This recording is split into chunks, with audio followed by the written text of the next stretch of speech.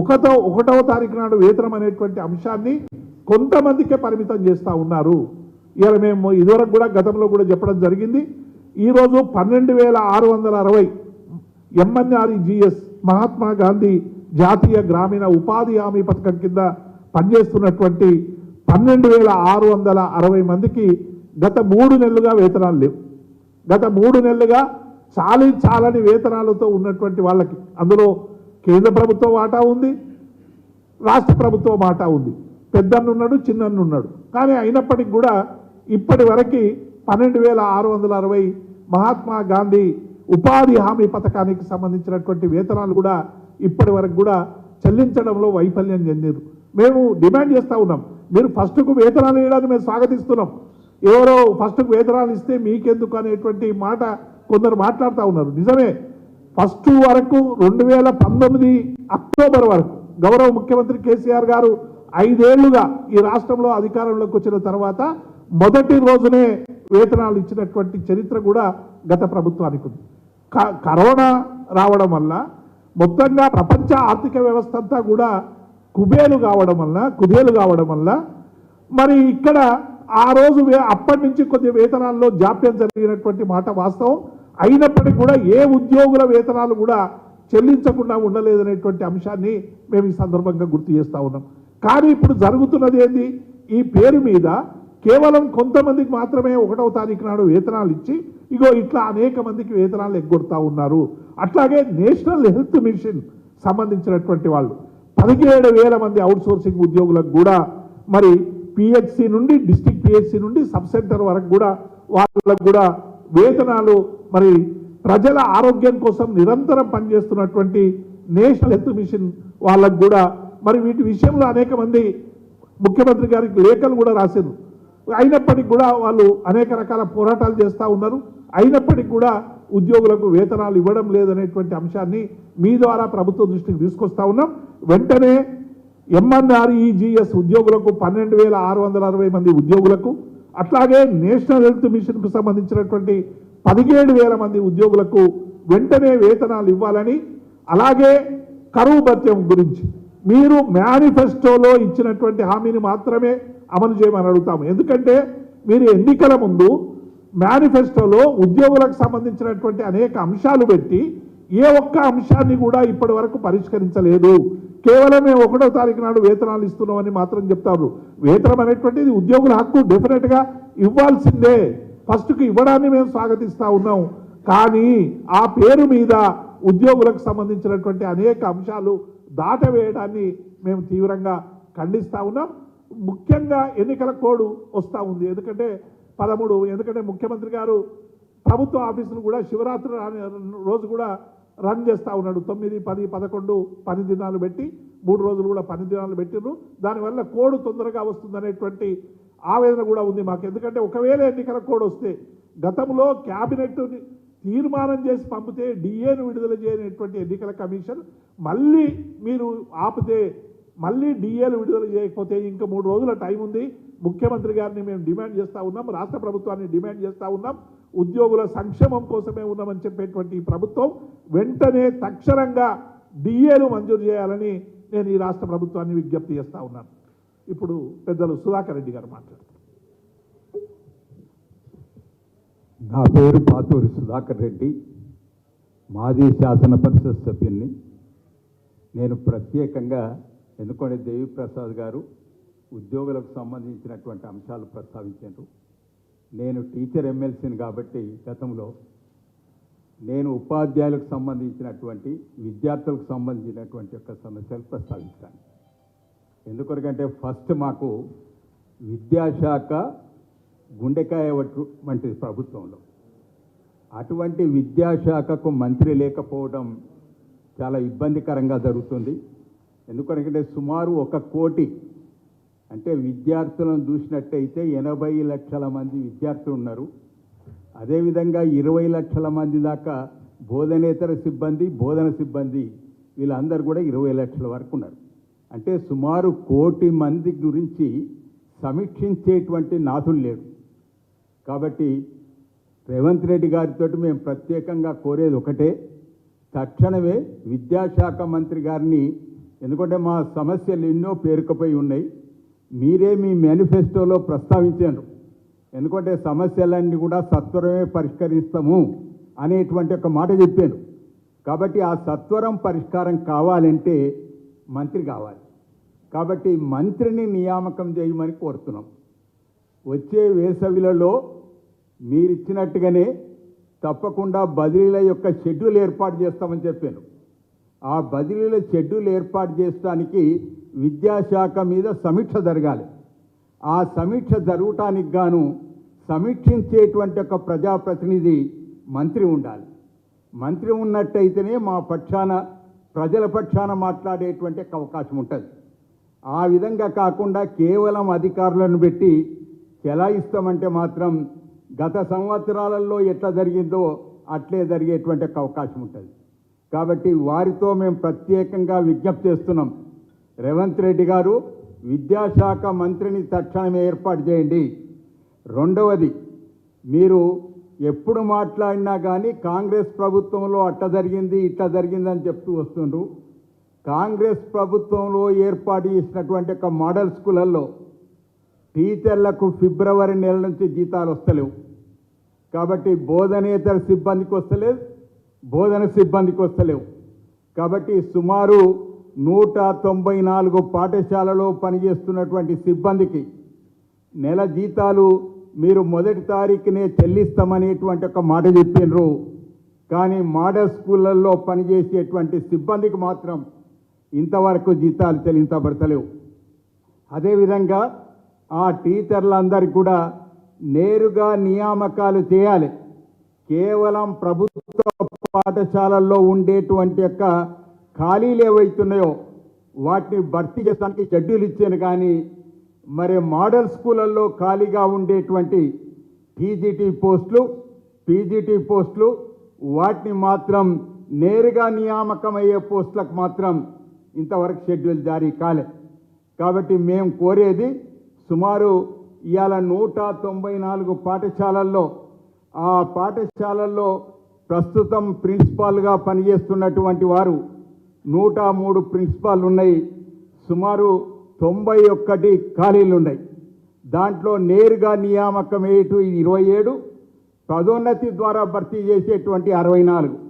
అదేవిధంగా పీజీటీ అర్హత కలిగినటువంటి వారిని పీజీటీలుగా నియామకం చేయడానికి సుమారు 2522 పోస్టు ఉంటే దాంట్లో 1971 మాత్రమే పనిచేస్తుండ్రు.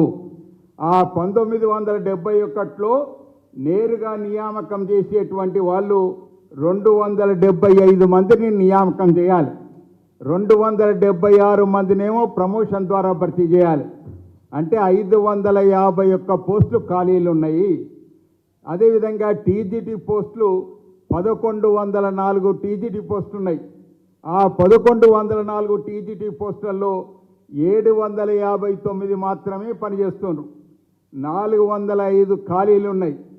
కాబట్టి వీటన్నిటి కూడా ఈ 405 పోస్టులు కూడా నేరుగా భర్తీ చేయాలి. కాబట్టి వీటిని కూడా భర్తీ చేసేటువంటి షెడ్యూల్ జారీ చేయమని కోరుతున్నాం. 194 స్కూళ్ళ యొక్క పరిస్థితే గిట్లుంటే రాష్ట్రంలో ప్రభుత్వేతర పాఠశాలలు 38,992 పాఠశాలలు ఉన్నాయి. కాబట్టి ఆ పాఠశాలల్లో పనిచేసేటువంటి యొక్క సిబ్బంది యొక్క పరిస్థితి ఏ విధంగా ఉన్నదో గమనించవలసిగా కోరుతున్నా. గవర్నమెంట్ అండ్ లోకల్ బాడీస్లో 24,737 మంది టీచర్లు ఉంటే మిగతా యాజమాన్యంలో పనిచేసేటువంటి వాళ్ళు సుమారు మొత్తం 38,992 పాఠశాలలు ఉన్నాయి. కాబట్టి ఇన్ని పాఠశాలల్లో ఉపాధ్యాయుల నియామకం జరగాలి, బదిలీల షెడ్యూల్ జరగాలి, ప్రమోషన్ల షెడ్యూల్ జరగాలి.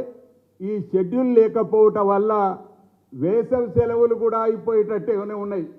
కాబట్టి మీరు అన్నట్టుగా మీరు ఏదైతే చెప్పినరో మీ మేనిఫెస్టోలో చెప్పినట్టుగా వేసవి సెలవుల్లో చేస్తామనే మాట చెప్పారు.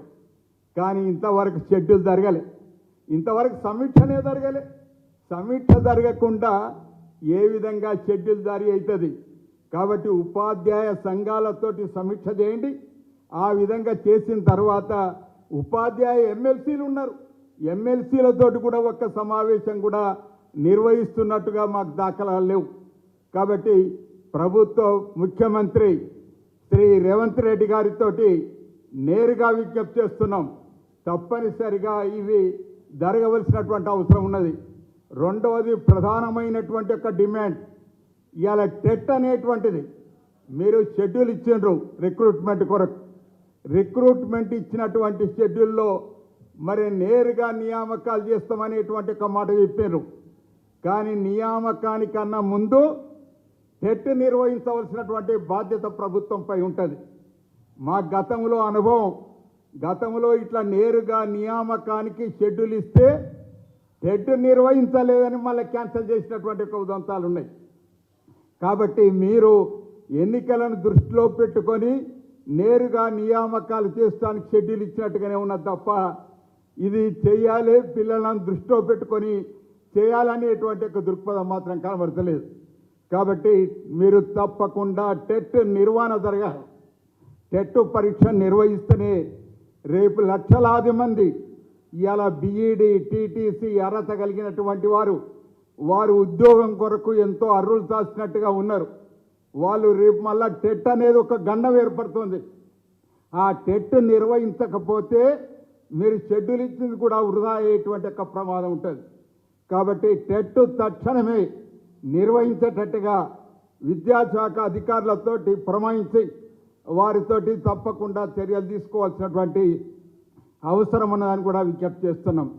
కాబట్టి మోడల్ స్కూల్ ఇతర ఇవాళ మీరు కస్తూర్బా గాంధీ విద్యాలయాలు ఉన్నాయి, వాటిలో పేరుకు మాత్రం మీరు ఇంటర్మీడియట్ వరకు నిర్వహిస్తున్నామనే మాట చెప్తారు.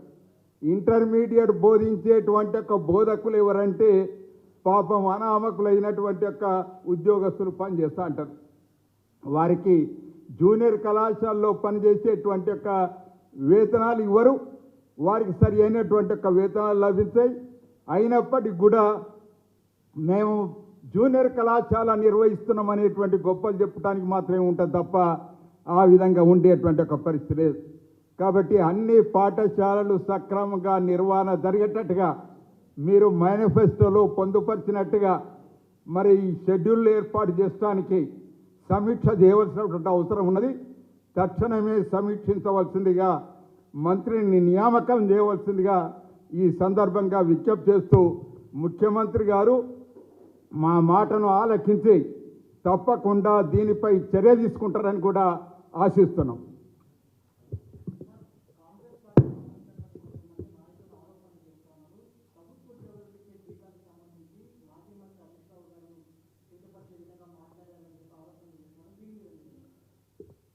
హరీష్ రావు గారు ఇట్లే వార్తలు నిన్న కొంత రకరకాల మాధ్యమాల ద్వారా వార్తలు వస్తే స్వయంగా హరీష్ రావు గారితో నేను నేరుగా సంభాషించిన వారు చాలా స్పష్టంగా చెప్పారు, ఎక్కడ కూడా ఉద్యోగులకి సంబంధించినటువంటి విషయం నేను వాడలేదు. వారు చెప్పింది ఏంటంటే వేల కోట్ల రూపాయలు ఏదైతే ఉద్యోగులకు రైతు బంధు అట్లాగే రుణమాఫీకి సంబంధించి మిగతా రైతులకు సంబంధించినటువంటి అన్ని విషయాలు కూడా రైతులకు ఇచ్చేటివి రుణాలకు ఇచ్చేటువంటి పైసలన్నీ కూడా కాంట్రాక్టర్ల వైపు ఏసీ రూముల్లో ఉన్నటువంటి కొంత పెద్దలకు పోతున్నాయి అనేటువంటి భావనతో వారు మాట్లాడారు. ఎక్కడ కూడా ఉద్యోగుల పక్షపాతి కేసీఆర్ గారైనా హరీష్ రావు గారైనా చాలా స్పష్టంగా ఒక 25-30 ఏళ్లుగా హరీష్ రావు గారిని వ్యక్తిత్వం తెలిసినటువంటి వాళ్ళు ఎవ్వరు కూడా ఉద్యోగులకు వ్యతిరేకంగా హరీష్ రావు గారు మాట్లాడితే నవ్వుకుంటారు.